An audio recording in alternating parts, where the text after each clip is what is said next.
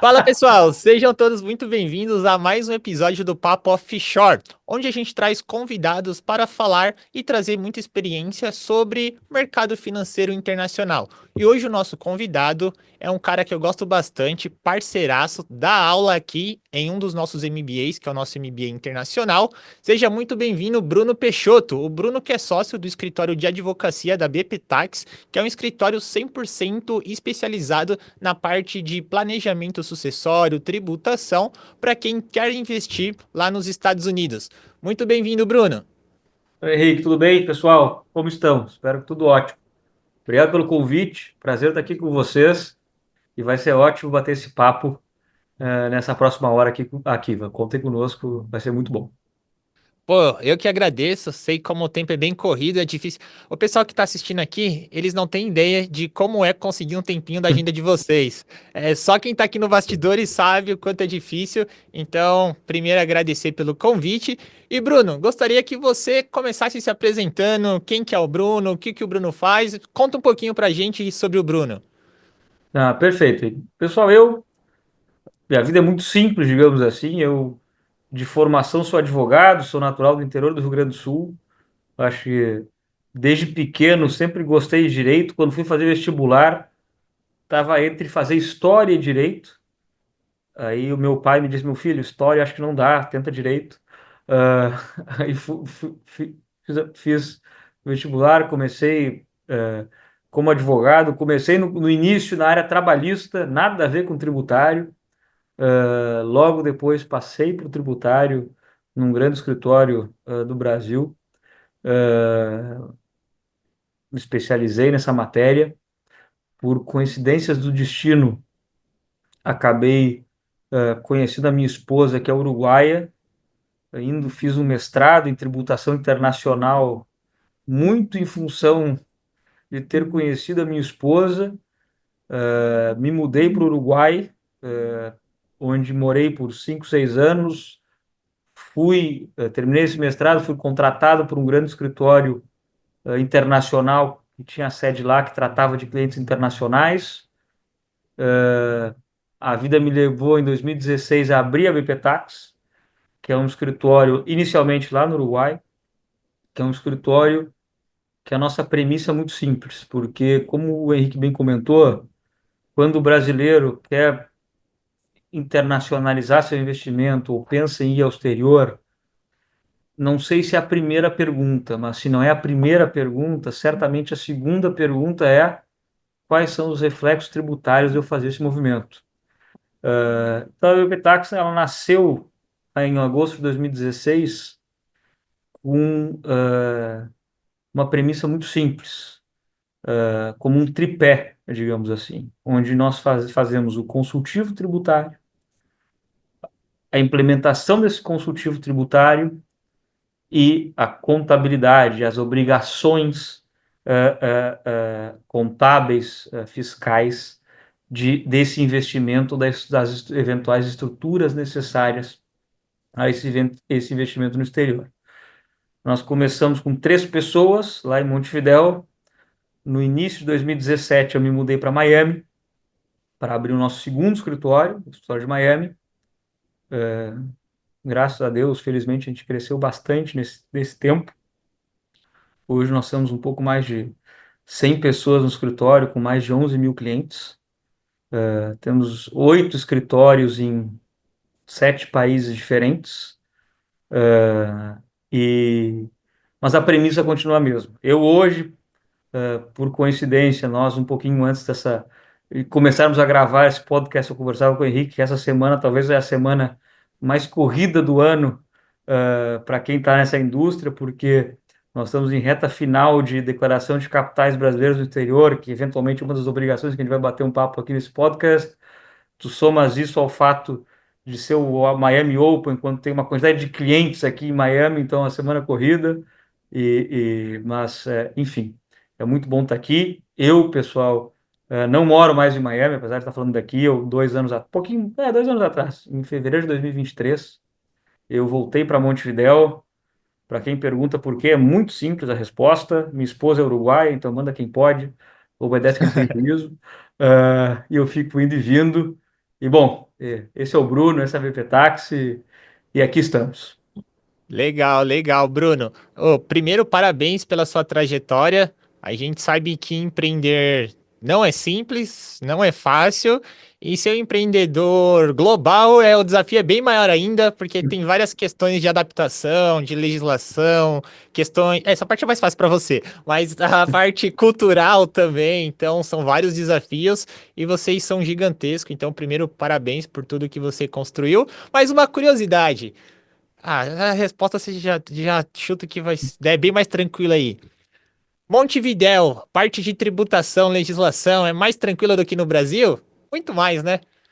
Não, é bastante mais. E eu sempre faço esse parênteses, é uma boa pergunta, e aí, Henrique, eu sempre brinco. A advogado dá uma resposta curta é difícil, tá? Mas eu vou tentar ser o mais prolixo possível.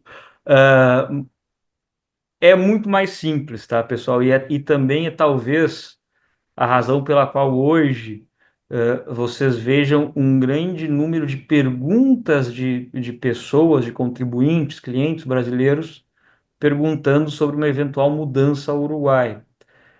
Primeiro porque o Uruguai ele tem um regime que tem algumas variáveis, mas em essência ele tem um regime de virtualmente 11 anos, porque é o ano que tu aplicas mais 10, onde tu tens uma isenção sobre os rendimentos fora do Brasil, tá? Fora do Uruguai, desculpa. Então, tu tens uma benesse tributária muito grande, se tu olhares nesse sentido. Ao mesmo tempo, eh, é um país muito seguro. Eu sempre brinco, eu moro num bairro chamado Carrasco. Eu não tenho chave da minha casa, não moro num condomínio. E meu filho chega do colégio e sai para andar de bicicleta na rua, tem 9 anos de idade. Então isso é muito legal. Na América do Sul, a 2 horas de voo de São Paulo. É virtualmente outro planeta. E além disso, o Uruguai tem um regime de zonas francas de serviços, tá? Que é onde inclusive a BP Táxi está, onde a única vedação, virtualmente a única vedação, é que tu não podes prestar serviço ao Uruguai, mas tu prestas serviço a qualquer outro lugar do planeta, tu tens isenção tributária no Uruguai sobre o rendimento dessa companhia e sobre a distribuição de dividendos dos resultados dessa companhia. E isso é extremamente interessante para empresas, indústrias, family offices se estabelecerem. Porque tem um benefício tributário muito grande. Tu tens hoje as grandes trades de commodities do mundo, alguns family offices e empresas de investimento financeiro, inclusive brasileiras, lá no Uruguai instaladas, em função desse benefício tributário. E aqui eu faço uma provocação ou crítica, que é o seguinte: hoje nós vemos o mundo indo para o que se chama de isonomia tributária, onde o que é o benefício tributário ele está sendo caçado, tá?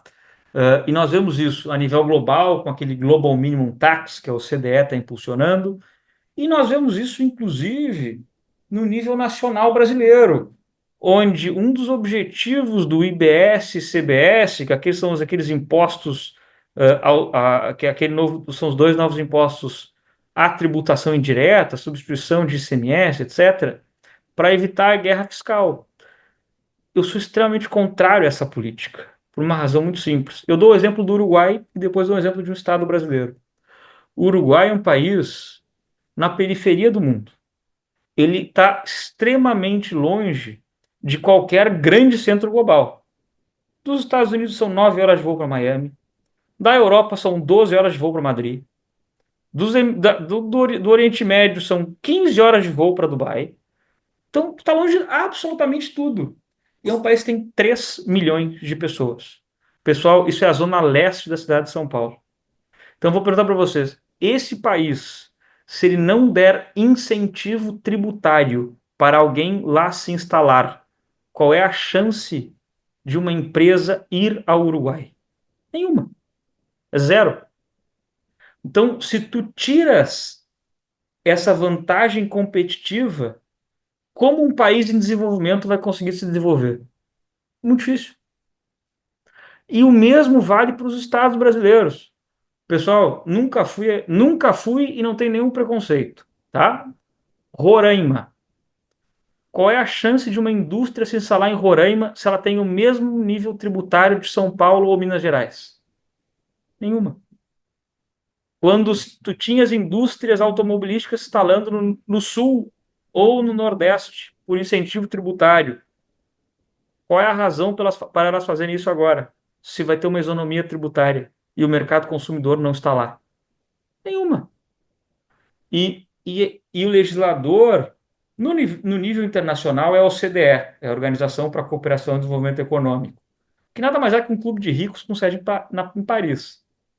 Então, para eles, manter o status quo, pessoal, é ótimo. Está mantendo o status quo. Então, essa é a minha grande crítica. Desculpa, Henrique, é uma resposta muito mais abrangente que tu perguntaste, tá? Mas eu achava importante ter esse background. Mas retornando à resposta, o Uruguai hoje tem uma demanda muito grande. Tu tens pessoas do Chile, da Argentina, do Brasil, empresários muito bem-sucedidos que mudaram seu domicílio ao Uruguai em busca de duas coisas, na verdade, tá? Sim, tu tens a questão tributária que é fundamental e eu seria hipócrita em dizer em que isso não joga um papel preponderante, onde tu ter uma redução tributária abismal é muito importante, mas tu tem outro ponto que é muito importante. No Uruguai, nem o presidente da República anda de carro blindado. Ninguém anda de motorista. É feio. Então, esse back to basics também é algo que se busca muito no final do dia. E é algo muito gostoso de viver, inclusive. Tá? Então, acho que é essa soma dos dois fatores. Não, legal, legal, Bruno. E é bem legal você trazer esse ponto para a conversa, porque boa parte dos alunos que vão assistir o podcast ou vão ouvir a gente ali são alunos que eles querem se especializar nessa parte internacional. E principalmente para o aluno que quer fazer esse movimento de ir para os Estados Unidos, por exemplo, e trabalhar em Miami, é uma região que tem uma forte concentração de latino. E a Hum, probabilidade, talvez, de ele atender um uruguaio é muito grande. hum. Então, você trazer essa visão é legal para o aluno ter essa profundidade cultural de conhecer um pouco mais de outros países, porque isso vai fazer parte em algum momento da vida de quem quer se especializar na parte internacional. E é assunto que é pouco explorado e provavelmente muitas pessoas que estão assistindo a gente não tinha ideia disso. Engraçado, eu gravei um podcast hoje é quinta, na terça. E aí, nesse podcast, eu comentei que eu vi que recentemente saiu uma notícia falando justamente sobre no Paraguai ali, eles estavam fazendo um movimento para buscar empreendedores ali, para investir na região, e eles estavam tendo esse tipo de incentivo. Eu preciso até buscar essa notícia depois, porque eu lembrei disso na conversa, e aí você trazendo esse ponto, eu lembrei agora também, eu não lembro o tema da Uhum. notícia onde saiu para eu compartilhar com o pessoal. E aí tem um outro que agora pode ser que eu esteja falando besteira. E aí eu vou me queimar, mas eu vou arriscar. Se eu não for, quem estiver assistindo e souber, depois comenta aí. Já faz um tempo também, eu li que. Agora eu não vou saber, mas eu vou falar, depois alguém me corrige nos comentários. Acho que aqui na América Latina, acho que é o Uruguai, que é um dos países que, por toda a questão de estrutura, segurança, para entrar nos Estados Unidos, acho que não existe o visto. Vocês você vai saber O, algo nisso? Questão de acordo, parece que o, acho que é o único país da América Latina que consegue entrar nos Estados Unidos sem essa exigência do visto por conta de é um país que em questão econômica, estrutural, ele tem um rate de classificação superior aos outros, alguma coisa assim. isso, o Uruguai, ele ainda, boa pergunta, ele ainda precisa do visto, mas ele já está aprovado para fazer a transição ao ESTA, que é como o europeu, que tu deixa de precisar do visto e passa a ser uma única autorização de viagem. Isso, claro, que são procedimentos burocráticos, mas espera-se que no decorrer de 25 isso se conclua para que o Uruguai não necessite mais visto. Eu acho que realmente deve ser o único país da América Latina que deva ter essa, essa benesse. A Argentina teve até a crise de 2001. Quem é novo não vai lembrar, mas a Argentina, pessoal, até 2001 era um peso por dólar, tá? Então a Argentina não precisava de visto naquela época Hoje, para que você tenha uma noção, um dólar compra 1.350 pesos, tá? Então mudou um pouco a realidade. Legal, legal, Bruno. Vamos entrar aqui um pouquinho, então, agora mais nos aspectos aí de sucessão patrimonial, a parte mais Uhum. técnica de tributação. Mas antes da gente ir para essa parte mais técnica, quando a gente fala de gestão patrimonial, a gente tem que ter um cuidado muito redobrado que a gente está falando ali de fortuna e do patrimônio de outras pessoas, de terceiros, vamos dizer assim. A maioria, e aí você até me corrige, se eu te falar alguma coisa que distorce um pouco da realidade, você tá no dia a dia, você domina muito melhor que eu. A gente está falando geralmente de grandes famílias que passaram a vida inteira construindo aquele patrimônio, hoje tem seus milhões, seus bens ali, e ela toma muito cuidado quando ela vai fazer essa alocação de ativo, onde ela vai investir, porque ela não quer perder tudo que ela demorou 20, 30, 40, 50 anos. Então é um Uhum. assunto muito delicado. E aí minha pergunta é, pô, gestão patrimonial tem muito a ver com essa parte de família, pensar no futuro e muitas vezes acaba mexendo com o legado de uma família. E aí eu queria saber da visão do Bruno, o que que é para você um legado, uma vez que você trabalha assessorando essas pessoas que construíram um patrimônio a vida inteira? É um bom ponto, e isso é muito subjetivo, tá? O meu pai, ele costuma dizer o seguinte: meu filho, tu pode ter 50 anos, se tu precisar alguma coisa para educação e tu não tiver dinheiro para pagar isso e eu puder, eu te pago, porque a educação nunca ninguém vai tirar de ti. Então, eu acho que o legado é muito mais uma cultura que tu deixa na tua empresa e na tua família, tá? Francamente, muito mais do que financeiro, porque o financeiro basta um presidente da República que te tire a tua poupança, basta um erro, e isso se esvai. É claro, naturalmente é muito importante que tu tenha isso muito bem feito.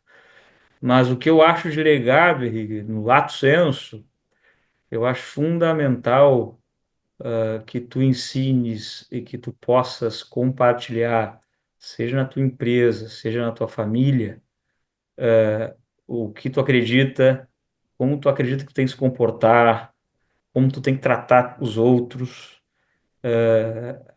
para onde tu acha que tem que ir. Educação, cara, educação eu acho fundamental, acho que educação é a chave de tudo. É a mesma coisa que eu digo, eu tenho um guri de 9 anos, tá? Obviamente ele não tem ainda essa capacidade, mas eu tenho o mesmo raciocínio do meu pai, ou seja, se eu, enquanto eu puder ajudar ele na educação, e se ele não puder, isso não tira, não, isso é o que gera valor a todo mundo. E claro, se além disso tu consegues gerar um patrimônio que possa facilitar essa transição de gerações, e dar uma vida melhor aos teus entes próximos e queridos, é fundamental que tu tenha isso bem organizado. Porque, infelizmente, muitas vezes aqui nós nos deparamos com pessoas com patrimônio extremamente alto, que não deixaram nada organizado, e a família, por 6 meses, um ano, não tem dinheiro, tá? Vive de empréstimos de amigos até resolver a situação de transição patrimonial, porque não houve nada organizado. Isso é a pior coisa que pode acontecer, pessoal, porque você não tem que pensar só de uma perspectiva financeira, que claro que é ruim, mas tu sabe que tu tem um núcleo familiar ou um núcleo de pessoas próximas que vai te ajudar. Mas pensa o seguinte, tu tens um viúvo, uma viúva e filhos e netos que já perderam alguém muito querido, que estão nessa dor, e além disso, tem que cuidar de todo o resto que não está organizado, talvez tenha que sair literalmente pedindo dinheiro emprestado para conseguir pagar a conta de luz. Já vi isso acontecer. Tá? Então, eu acho que o primeiro ponto é tu cuidar do terreno enquanto tu estás aqui, do que tu quer que a tua família tenha e seja, a empresa. e os teus funcionários, os teus sócios compartilhem contigo, esse é o primeiro ponto. Mas o segundo ponto, e eu acho que é muito consequência do primeiro, tu conseguires amealhar um patrimônio que tu deixes essas pessoas, esse cuidado é fundamental, porque tu pode prejudicar muito, e eu acho que esse overall é o legado, tá aí, com toda a franqueza. Legal, legal, Bruno. Você citou um ponto que é legal a gente comentar também, que é essa questão de a pessoa construir uma fortuna, ela tem uma certa quantia muito grande e a pessoa vinha a falecer, o restante da família acaba ficando endividado, não consegue arcar, muitas vezes tem que sair penhorando vários bens, fora os custos que tem de herança e toda essa parte. É, eu não sei se seria um erro a palavra certa a colocar, mas o que que você vê, talvez, que as pessoas cometem de errado, é, ou são falhas ali comuns nesse processo do planejamento sucessório? Vou colocar como erro, mas pode ser que muitas vezes a pessoa acaba não fazendo por falta de conhecimento. Uhum. Mas quais seriam esses erros mais comuns que acabam fazendo com que essas famílias, essas pessoas que têm essas grandes fortunas, acabam pecando no planejamento sucessório ali? Eu acho que é um bom ponto teu, não sei se é erro ou se é falta de conhecimento, como tu queiras adjetivar, tá? Mas tem alguns. O primeiro ponto é que tu tens muitas famílias que têm uma liquidez importante, ok, mas tem um recurso imobilizado até maior que a liquidez. E hoje, grande parte dos estados, o cálculo do ITCMD é virtualmente com base no valor real do ativo. Tá? Eu tenho um caso próximo de uma família com propriedade rural no Rio Grande do Sul, que houve falecimento, o fiscal da Secretaria da Fazenda foi em loco avaliar a propriedade para fazer o cálculo da guia do TCMD. Então, aquilo que nós tínhamos antigamente, e não é tão antigamente assim, que tu tinha o valor venal, o valor do imposto de renda, que era um valor ridículo lá atrás, então tu pagava 4% sobre virtualmente nada, isso não acabou, pessoal. Então, e como os bens imóveis sofreram uma valorização substancial, o imposto é substancial a pagar, tá? E outras coisas básicas, por exemplo, às vezes não existe indenização do seguro de vida, não existe seguro de vida, não existe previdência, não existe nada disso, tem o que tem é uma conta conjunta. Pessoal, conta conjunta no Brasil, se um titular falece, ela está bloqueada. A outra parte não tem acesso ao ativo, tá? Então, por um bom período de tempo, não é de um dia para o outro. Então, esse planejamento, seja na parte brasileira ou na parte internacional, aqui nos Estados Unidos, se tu tem mais de 60 mil dólares em ativos americanos na pessoa física, a tributação vai de 18 a 40%. Demora 2 anos para essa conta desbloquear e tu precisa pagar esse recurso de outra fonte de renda que não desse valor dessa conta bloqueada. Então, são cuidados que às vezes são pontos extremamente simples, que literalmente em 10 minutos se arruma. Mas se tu não fizeres isso, os teus herdeiros podem ter um problema potencial gigantesco. A gente tem clientes hoje que têm dinheiro bloqueado aqui nos Estados Unidos há 3 anos. Tá? 3 anos, pessoal. Milhões de dólares. Porque não se fez uma offshore de 1.500 dólares. Tá? Então, por quê? Porque ninguém disse para fazer. A gente não tem por que saber disso. O assessor tem que saber disso.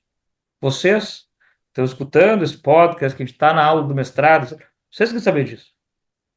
Então, esses pontos são muito importantes. Eu vou emendar com outra pergunta, então.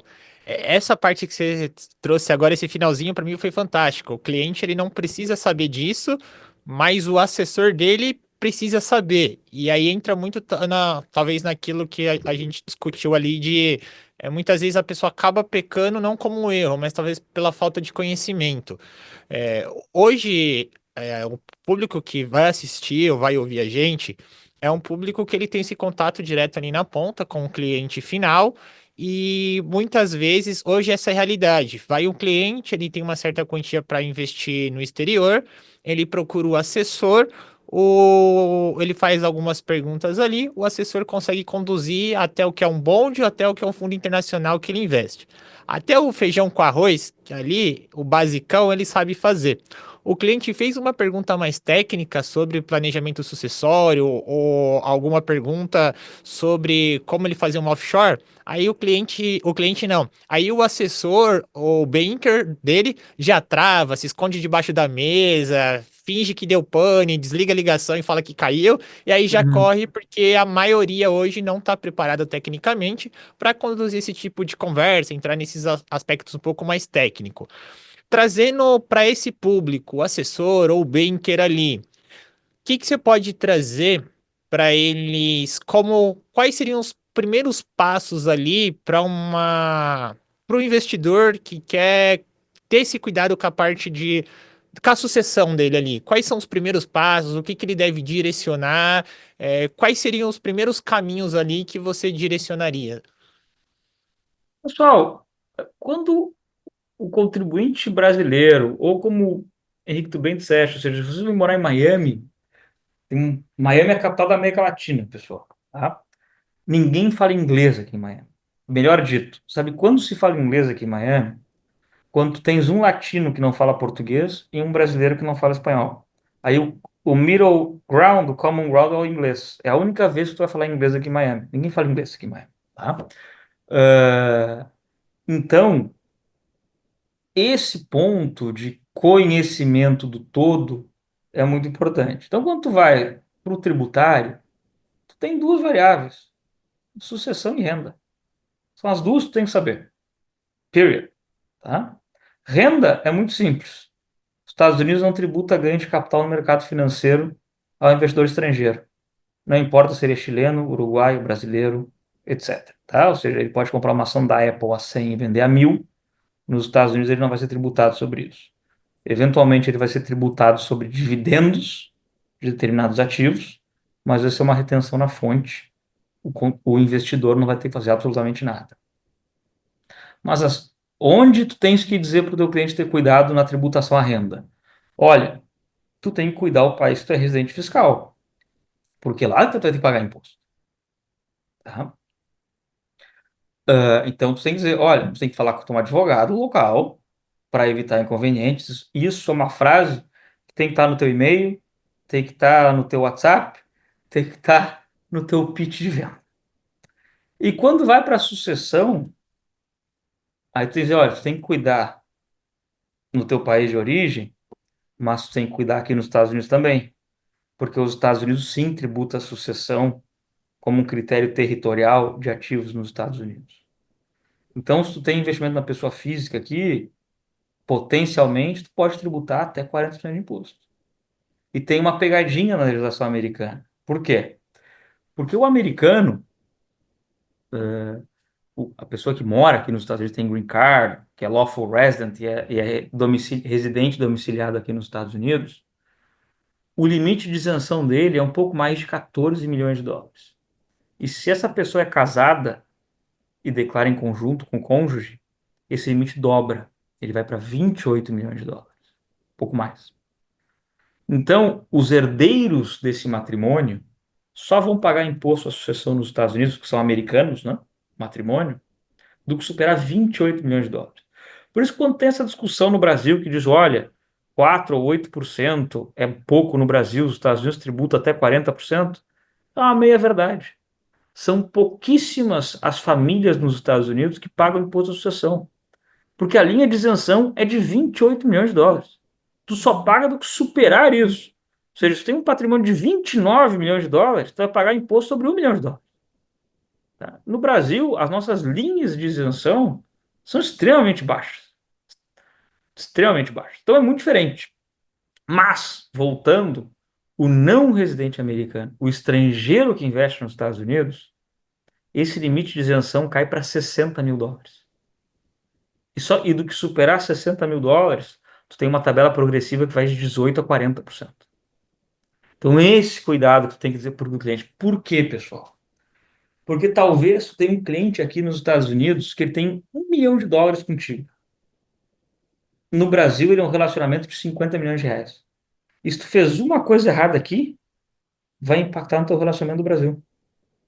Então, esse ponto é muito importante que tu tenhas em consideração, esse cuidado. Porque não é complicado. Eu não estou dizendo para inventar pólvora, para fazer um troço extremamente complexo. Eu estou dizendo assim, ó, 2 minutos de conversa é suficiente. Mas é importante que se tenha. Legal, Bruno. Você comentou que um cliente ali com um patrimônio de milhões, que ficou ali com a conta travada por 3 anos, ele poderia ter feito uma offshore ali, teria um investimento, sei lá, de US$ 1.500 por exemplo, Hum. mas ele teria protegido ali o patrimônio dele que hoje está travado em 3 anos. Existe um via offshore, quando a gente fala no mercado, ainda tem muita mentalidade aqui no Brasil que é algo ilegal, que é algo errado. E tem Uhum. outros caminhos também. Eu queria que você comentasse aqui, para o profissional que vai atender o cliente final, quando um cliente pergunta a ele sobre offshore ou sobre a parte sucessória de um cliente que quer investir lá fora. Quais são Uhum. os questão de ferramentas que o banker, o assessor, pode trazer numa conversa e de uma forma breve, ou aí se você quiser poder detalhar também, eu não ligo não. Mas quais são essas ferramentas e a diferença de você fazer via offshore ou via uma outra ferramenta, por exemplo? Pessoal, o que é um ponto importante? O que é offshore? Tá? Offshore, para o fisco americano, que foi quem cunhou esse termo, é qualquer entidade, qualquer empresa que não é americana. Uma empresa brasileira é uma empresa offshore para o fisco americano, tá? Então, ou seja, e é muito comum, é um bom ponto, às vezes aqui no escritório, nos escritórios de Miami e Orlando, a gente faz muito um trabalho que a gente chama de Pre-Immigration Tax Planning, que é o brasileiro, o latino, quem vocês queiram chamar, que vai vir a residir nos Estados Unidos e, como consequência disso, ele quer entender os reflexos tributários dessa mudança, porque ele vai passar a pagar imposto nos Estados Unidos. E uma das primeiras perguntas, ou naquele momento não são nem perguntas, são afirmações, que o cliente faz, é o seguinte: Bruno, cara, eu tenho uma offshore, eu preciso fechar ela urgente, porque os Estados Unidos é ilegal ter offshore, cara, senão eu vou ir preso. Daí eu digo, tchê, pera um pouquinho, tu não é empresário no Brasil, tu não tem empresa no Brasil, tu vai seguir tendo tua empresa no Brasil? Vou. Então, cara, tu vai ter uma empresa offshore, tá? Vai ser exatamente a mesma coisa, tu tem exatamente o mesmo tratamento tributário. É claro que, eventualmente, como tu tem um ativo nos Estados Unidos, não, ali na frente não vai fazer sentido, a gente vai encerrar a empresa offshore por uma questão de não ter gasto, etc. Mas é muito engraçado esse teu ponto.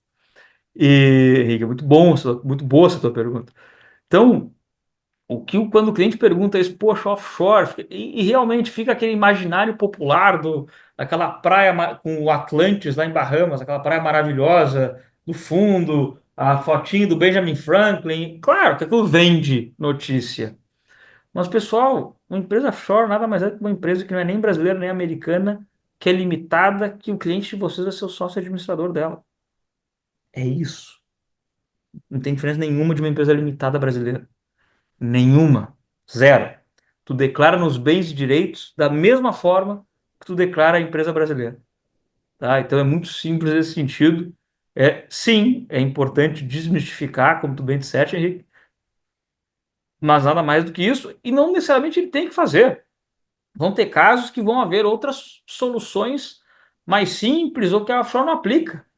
Mas indo para esse ponto, eu diria que é um pouco por aí. Legal, legal. Tem algum caso curioso que você pode trazer de alguma coisa que você já viveu no dia a dia, assim, de algum case curioso de algum cliente que você foi atender e de algum caso assim meio curioso dessas contas, qual você citou, por exemplo, a pessoa Tá aí nos Estados Unidos, tem a conta aqui no Brasil e, pô, é offshore, não, eu quero encerrar porque é algo legal. Já teve algum caso curioso assim que você pode contar? Ou algum desafio, um caso complicado também deu um perrengue, um trabalho para vocês reverterem aí, de alguma conta parada, alguma coisa que você pode trazer? Já teve sim. Vou dar alguns exemplos. Dois ou três. Ah, Teve um caso, isso é muito comum no Rio Grande do Sul, pessoal. O gaúcho é muito desconfiado, ficou mineiro. Tá? Aí, e tem uma colônia italiana, alemã, muito grande no Rio Grande do Sul. Então, você tem muitos gaúchos que têm cidadania italiana de outros países, tá? Ah, aí eu tenho um cliente, tudo declarado no Brasil, no imposto de renda, redondinho. Abriu uma conta no Banco Suíço, em Lugano. Lugano, pessoal, para quem não conhece, é uma cidade muito bonita, na beira de um lago na Suíça, que fica a 1 hora e meia de Milão. Então tem uma influência italiana muito grande. E esse cliente, achando que estaria mais protegido, tá? Abriu a conta como italiano no banco, não como brasileiro. O que aconteceu? Suíça e Itália trocam informação. Aí o banco mandou informação para a Itália. Ó, fulano de tal tem a conta aqui. E o fisco italiano respondeu: esse cara não está declarando. Não tem nenhuma declaração dele na Itália com ativos na Suíça. Bloquearam a conta, tudo. Eu tive que ir 3 vezes para Lugano para desbloquear a conta do cara. nossa. Com tudo, era só ele ter feito com o passaporte brasileiro e não com o passaporte italiano. Demorou 6 meses para desbloquear a conta. Tá? Então, às vezes, e isso é uma pergunta muito comum que a gente tem. Bruno, tem cidadania espanhola, portuguesa, italiana? Se eu abro a conta com a melhor, não tem diferença nenhuma, tá no teu imposto de renda. Não tem nenhuma diferença. Isso só pode piorar. Ah, mas deu tudo certo no final.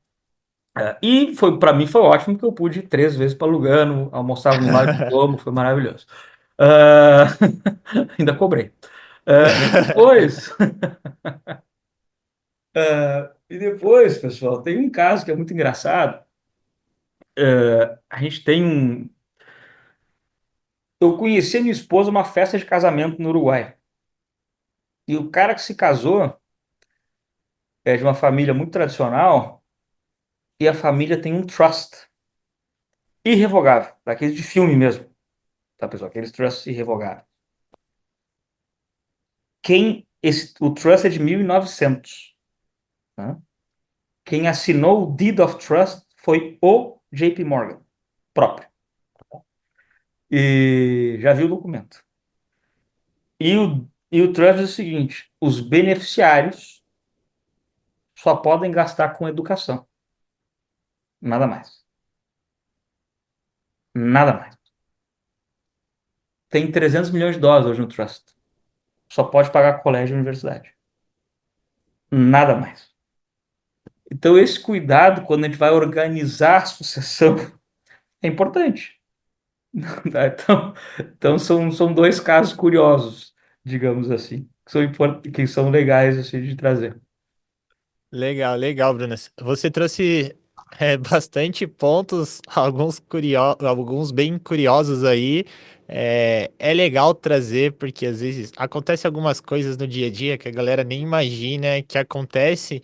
E muitas vezes acaba pecando ali e ouvindo esses cases, a galera consegue se prevenir de uma melhor forma, Hum. ou quem não tinha nem consciência que esse tipo de coisa acontecia, agora vai ficar mais atenta e vai começar a se preocupar mais e tomar até mais cuidado quando for conversar com o cliente ali. Hum.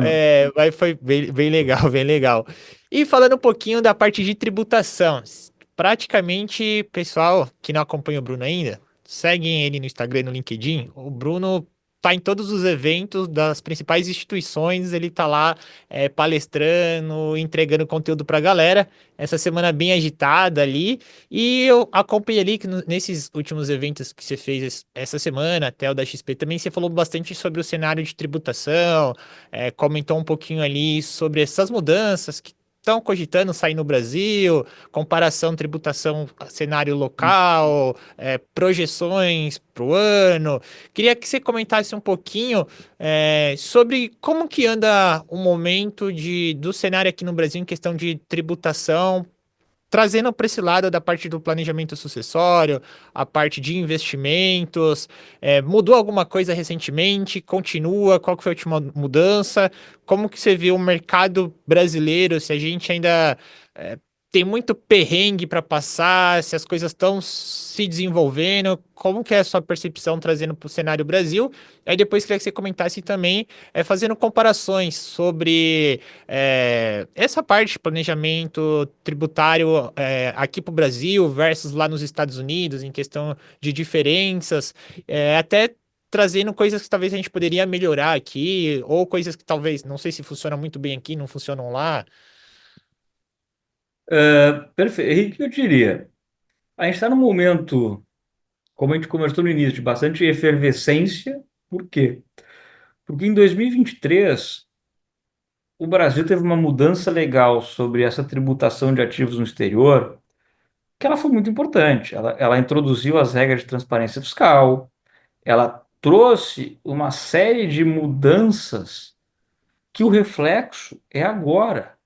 Essa declaração de imposto de renda que nós estamos vivendo neste momento é a primeira declaração que vai refletir a nova legislação brasileira. Então, é natural que os clientes tenham muitas dúvidas e que essas dúvidas venham em parte para o nosso escritório ou para o escritório que assessora o cliente, mas o assessor, ele é o buffer natural desse cliente. Porque o cliente, ele só me conhece porque o assessor me indicou para ele. Então, a amizade, a relação é com o assessor. É natural que tu vais ter muitas perguntas num espaço muito curto de tempo. Então, tu tem que estar muito preparado para isso. Entender como vai ser a tributação no Brasil nesses próximos anos. E isso eu estou me restringindo, por enquanto, só no que é internacional. Eu não estou nem falando no nacional, pessoal, que vai ter mudança de impostos indiretos, IBS, CBS. Quem é prestador de serviço, pessoal? Tá vindo uma locomotiva que eles não vão entender o que vai atropelar eles. Isso dá outro podcast inteiro, tá? Mas isso é importante que vocês tenham em consideração e com todo prazer a gente pode bater esse papo, tá? Mas o profissional liberal que hoje paga 5% de IOF, daqui a 6, 8 anos, vai estar pagando 27,97. 27,97. Sai de 5 para 27,97, tá? Se tu colocas isso mais 10% de dividendos, uh, é um aumento de carga tributária para o profissional liberal, guardadas as isenções, o que tu queiras, enorme. Que eu acho que o assessor, ele tem o dever de dizer isso para o cliente dele. Porque o cliente dele, ele vai ter uma carga tributária enorme. E a classe média de verdade do Brasil, que é aquele cara que ganha 20, 30 mil, 40 mil reais por mês, isso é a classe média do Brasil. Ele vai ter um aumento de carga tributária brutal. Então, quando ele for trocar o carro daqui a 2 ou 3 anos, tu, assessor, tem que dizer para ele, tchê, cara, não compra Mercedes, compra o Honda Civic, porque tu já viu que tu vai aumentar 20% o teu imposto de ISS para o CBS, CBS no outro ano? Sabe que tu vai ter que pagar tudo isso aqui? Que tu não vai aguentar parcela? Então são pontos, pessoal, que é horrível te dizer isso, tá? Mas é o que vai acontecer no Brasil. Ah, líquido certo que vai acontecer. Tá? Desculpa ser tão incisivo e objetivo. E no exterior, por incrível que pareça, eu digo, e é muito bom o teu comentário aí que eu sempre falo, essa legislação de ativos no exterior, sobre uma perspectiva brasileira, ela não tem sentido nenhum. Zero. Por quê? É mais fácil tributariamente tu investir no exterior que no Brasil. É uma única alíquota, 15%. Não tem tabela progressiva, regressiva. 15%. Tu paga uma única vez no ano. Ou seja, se tu teve um fato gerador hoje, a gente está gravando, pessoal, esse podcast no dia 27 de março. Se tu teve um fato gerador hoje, tu vai pagar imposto sobre isso em abril, maio do ano que vem. Assim. Tu pode compensar prejuízos entre operações, entre ativos de natureza diferente, renda fixa com renda variável. Tu pode carregar prejuízo entre exercícios na empresa, na pessoa física. É muito mais simples que na pessoa física no Brasil. Por isso que eu digo que não faz sentido. Por quê?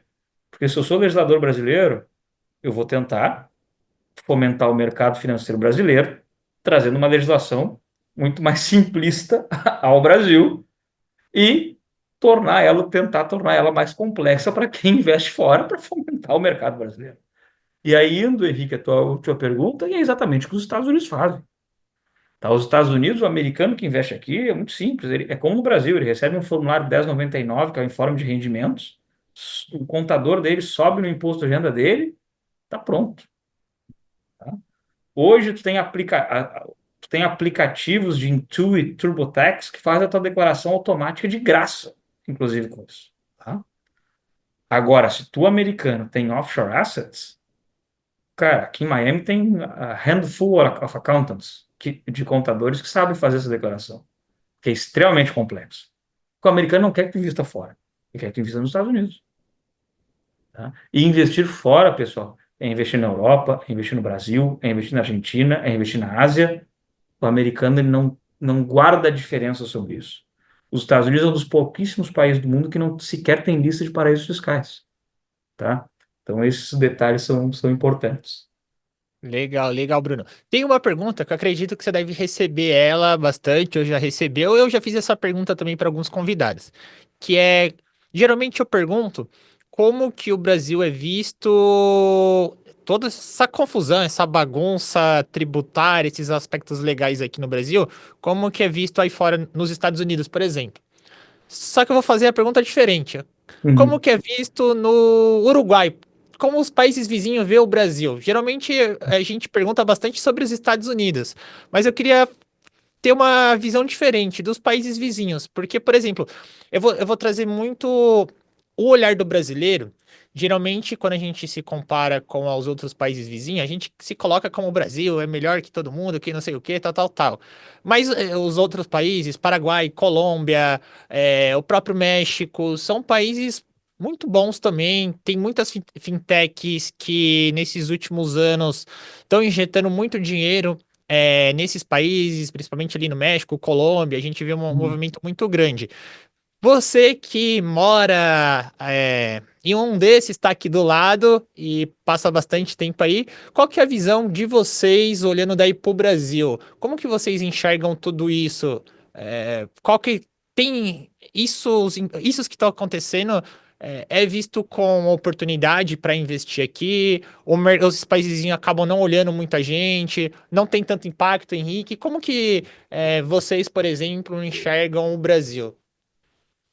Pessoal, o primeiro ponto, Henrique, aí eu vou voltar lá das minhas origens, quando eu disse que pensei em fazer o vestibular de História. Tá? Aham. O primeiro ponto, cara, é entender que nós, brasileiros, a gente tem uma colonização completamente diferente do resto da América Latina. A gente foi, para o bem ou para o mal, capital do império, português. A gente tem um único idioma.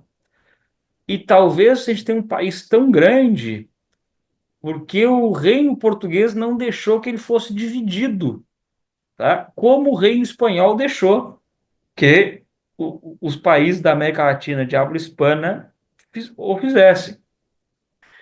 Então, o modo de pensar, não só o de falar, não só o idioma, a barreira do idioma, mas o modo de pensar, de interagir do latino, ele é completamente diferente do nosso. Não estou dizendo que é melhor, estou dizendo que é diferente. Tá? Então, o latino ele vê o Brasil como um bicho muito diferente. Ele tem medo de investir no Brasil porque ele não conhece as nossas idiosincrasias. Então ele sempre fala Brazils for Brazilians.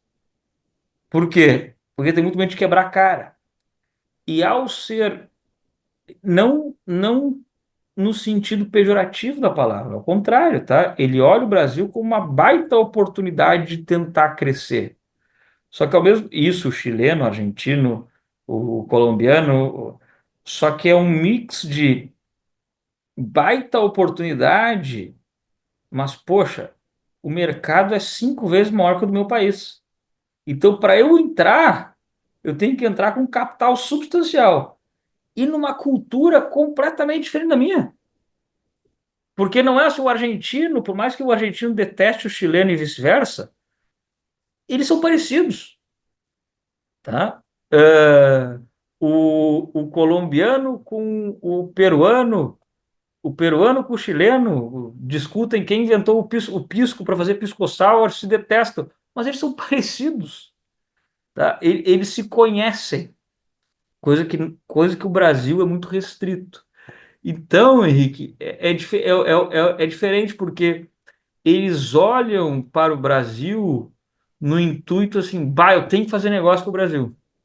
Mas por quê? Eu tenho mais de 200 milhões de pessoas, mas ao mesmo tempo, poxa, tem que fazer negócio com o Brasil, mas qualquer coisa que eu for investir lá é um monte de dinheiro e de uma cultura que eu não tenho a menor ideia como se comportar. Então eu preciso de um sócio estratégico lá. Mas como é que eu vou chegar num sócio estratégico lá se eu não conheço ninguém lá? Porque a gente tem, se tu olhares, a gente tem muito pouca interação com os nossos vizinhos. Eles, entre eles, têm muito mais interação do que nós temos, mesmo com a Argentina ou com qualquer outro. Então é diferente. Legal, legal. É bom ter essa visão de como que os vizinhos acabam tendo essa percepção. Acho que culturalmente é uma coisa bem legal da gente ver É. daqui, mais por curiosidade. Mas, Bruno, me fala mais sobre a BP Tax. Pô, hoje vocês têm o quê? 6 escritórios, mais de 8 mil clientes. Fala mais sobre vocês, operação, quais são os serviços. Até para o pessoal aqui do mercado financeiro, atende cliente ali, precisa cuidar dessa parte sucessória. Vocês hoje têm parceria com praticamente todos os principais escritórios, bancos. Fala um pouquinho mais de vocês, dos serviços. Henrique, tal como eu disse, o escritório ele nasceu lá em agosto de 16. Nós éramos 3 pessoas que a gente criou o escritório, com uma premissa muito simples, eu vendo um nicho muito simples, que era o seguinte. Em 2016, pessoal, talvez o pessoal do MBA seja mais novo, a gente está mais velho, tá? Mas para dar contexto, 2016 foi a primeira anistia que o Brasil teve, tá? E o Brasil, por muito tempo, pessoal, mandar recurso para fora não era possível, tá? Então, por mais que o recurso era lícito, ele não estava declarado no Brasil, porque tu não tinha como mandar o dinheiro para fora. E em 2016, na verdade um pouco antes, tá? Em 2011, 2012, com mudança de imposto de renda, abertura, um pouco até mais antes disso, tu tinhas uma camada de novos Brasil contribuintes enviando recursos ao exterior do Brasil de forma correta. Mas tu tinha um estoque de brasileiros com recursos legítimos, mas não declarados, gigantescos lá fora. Isso não era segredo para ninguém. E o Brasil, acertadamente, fez uma anistia em 2016, cobrando, se não me falha a memória, eram 30%, tá, de imposto, mas que a tributação efetiva era um pouco menor. E isso mudou substancialmente a indústria bancária e do que eu faço de tributário. Por quê? Porque antes o cliente pagava para te não ligar para ele, porque o dinheiro era não declarado. Do dia para a noite, ele queria preço, serviço e informação. Então ele queria entender como ele pagava imposto no Brasil, ele queria entender como ele organizava a sucessão, ele queria ver quem podia assessorar ele, e ele queria discutir preço de honorários. E o Financial Advisor, pessoal, vocês que estão na aula, Nesse momento, foi um pepino. Por quê? Porque se não era a primeira pergunta do cliente de tributação, passou a ser a segunda. E segue sendo, se não a primeira, a segunda, até hoje. Quando vocês vão captar um cliente, se não é a primeira pergunta, eventualmente, pode ser sobre o rendimento, a segunda é tributária. Então, isso criou uma dor muito grande na indústria. Por quê? Porque tu tem que ter uma área de consultivo tributário, que o wealth planning dos bancos, todos os wealth plannings dos bancos brasileiros são pessoas extremamente capazes. Mas por regulação, eles não podem dar legal advice. Regulatório. São todos muito mais capazes do que eu, mas por regulação não podem dar legal advice. Tá? Então, eles precisam, eventualmente, que esteja alguém para chancelar o que está dito. O advogado. Bom, a gente tem que executar. Não, eu sou advogado. Eu não executo. Tem que ir por uma fiduciária para executar. Perfeito. No meio do caminho tem uma dúvida. Não, eu sou fiduciário. Volta para o advogado para tirar a dúvida. Concluída a estruturação, perfeito, agora tem uma contabilidade. Não, eu sou advogado, sou fiduciário, tem que ir para o contador para fazer a contabilidade. E o financial advisor ele tem que equilibrar esses pratinhos todos para o cliente dele. E se qualquer ruído de comunicação, o cliente vai culpar o financial advisor, que foi quem referiu essas pessoas, afinal de contas, o cliente não conhece essas pessoas. O conceito do escritório, Henrique, lá em 2016, foi muito simples. Se eu criar um escritório que eu tenha essa área de consultivo tributário, uma área fiduciária e uma área contábil in-house, que eu possa prestar um bom serviço ao meu cliente e ao financial advisor, eu tenho que ser muito complementar a essa profissão.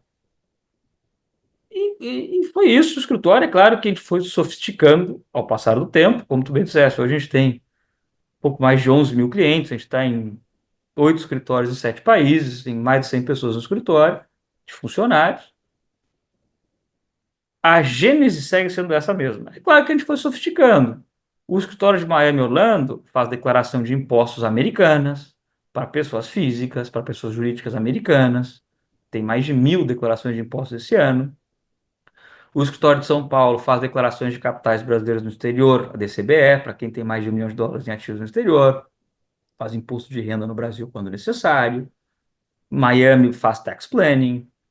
Portugal faz tax planning, Madrid faz tax planning, Bahamas e BVI fazem trust, fazem fundos, fazem estruturas offshore.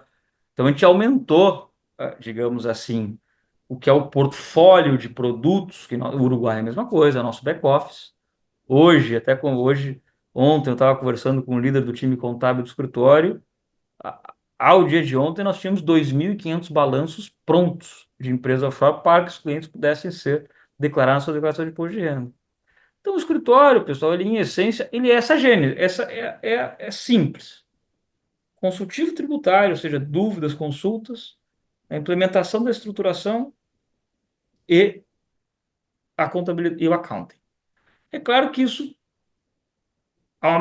com o passar desses 8 anos, isso foi gerando, entre aspas, novos produtos ou novas áreas de atuação, mas sempre vinculadas a esse tripé essencial. Isso que nós fazemos, eu sempre digo, tem já bons clientes, bons amigos do MBA, alunos, que me mandam WhatsApp, Bruno, o que tu acha disso, o que tu acha daquilo? Eu acho que a nossa função aqui é somar, trocar ideias e para que o financial advisor esteja bem preparado, mas para que o cliente também seja sempre bem atendido. Legal, legal, Bruno. A gente já tá indo aí para quase 1 hora de bate-papo. Passa voando. Se deixar, eu fico aqui até as 20 horas daqui do Brasil. Mas, Bruno, queria, para a gente ir para os finais aqui, que conselho você gostaria de ter recebido lá atrás que ninguém te contou e você só quebrando a cara chegou ali na solução e apanhou? Um conselho que você gostaria de ter recebido lá no começo da sua trajetória profissional que ninguém te contou e você foi penando descobrir aquele perrengue? Cara, que tu confie no teu gut. na tua intuição, porque às vezes eu vejo pessoas excepcionais que estão sofrendo no mundo corporativo, ou porque disseram, poxa, eu não sou bom o suficiente para empreender, ou qualquer coisa, cara, que tu tenha confiança em ti, ou seja, ou seja, se tu acha que tu vai dar certo, cara, que ninguém diga que tu não vai dar certo, porque ninguém sabe nada de ti. Eu acho que tu tem que, onde no Rio Grande do Sul, toca a ficha, porque pode dar certo, pode dar errado, pode, da vida. Claro que eu já errei muito, já bati cabeça, já voltei. Cara, o maior conselho, meus pais sempre foram muito honestos comigo, mas eu diria que talvez seja era. E eu saí de casa, entre aspas, minha família é do interior do Rio Grande do Sul, então eu saí de casa no sentido, fui fazer faculdade, morar sozinho, muito novo. Então, tu não tem uma figura adulta que diga, cara, faz isso, faz aquilo, etc. Mas com tanta frequência. Mas, cara, meu conselho para vocês é confiem na perspicácia, na formação de vocês e o que vocês, e que vocês acham que tem que fazer, façam. Esse MBA, como bem disse o Henrique, poxa, eu acho que eu tenho que vir fazer esse MBA e buscar uma vaga em Miami. Cara, isso 10 anos atrás era virtualmente impensável. Tu contava nos dedos quem fazia isso, tá? Então, se tu acha que tu vai conseguir, cara, foca que tu vai conseguir. E não deixa um amigo ou ao colega de trabalho, poxa, muito difícil, fica, deixa, esquece. Foca. Foca, trabalha, acredita em ti que as coisas acontecem. Pode demorar, mas vai acontecer. Boa, boa, Bruno. Bruno, quero agradecer pelo bate-papo, pela disponibilidade, pela conversa. Então, muito obrigado pelo tempo e por ter disponibilizado aí, compartilhado muitos insights com a galera que tá ouvindo a gente. É um prazer. Eu que agradeço, Henrique, de novo, pelo podcast, pelo convite do MBA, pelas conversas. Muito rico, muito legal. De novo, muito obrigado.